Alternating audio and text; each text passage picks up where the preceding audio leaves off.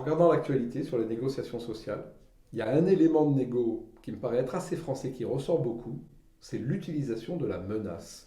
Ah ouais, systématiquement. Et pourtant, on devrait décrypter correctement les menaces. Tu as des menaces qui sont réactives. Si vous donnez l'assaut, par exemple, pour un groupe d'intervention, si vous donnez l'assaut, je tue l'otage.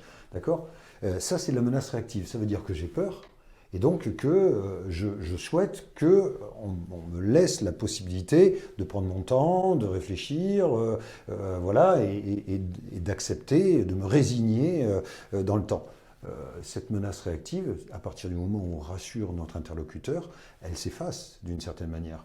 En revanche, tu as des menaces qui sont proactives. Si tu amènes pas la voiture, je tue l'otage. Donc là, c'est un chantage véritablement. Donc c'est une volonté de domination. Bon, ben là, c'est plutôt ce qui se passe en effet, tu as raison.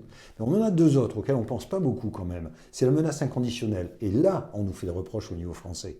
Sur la menace inconditionnelle, c'est de toute façon, que vous vouliez vous asseoir à la table des négociations ou non, on va bloquer le pays. Ça, c'est de la menace inconditionnelle. C'est-à-dire que j'impose le rapport de force d'entrée de jeu, et là, à ce moment-là, bah, tu n'as pas le choix, quoi. Il va falloir que tu supportes ce rapport de force-là avant qu'on commence à discuter ensemble. Et le dernier, c'est la menace cachée. C'est « Ah, tu veux pas. Tu veux pas retirer ton projet de loi. Tu vas voir. D'accord. Ouais. Ben, vous allez avoir des conséquences. Ouais, ouais. Je ne dis pas ce que je vais faire. » La bonne lecture de toutes ces choses-là, il y a intérêt à ce que voilà, on la fasse correctement. Ouais. Il faut donc, particulièrement en France, et tu sais ce qui est vrai en négociation sociale, ça arrive aussi en négociation commerciale, notamment ces menaces cachées, tu vois, avec les rapports de force qui sont forts. Et je pense qu'il faut savoir le traiter. Et pour ça, il y a quand même une bonne solution.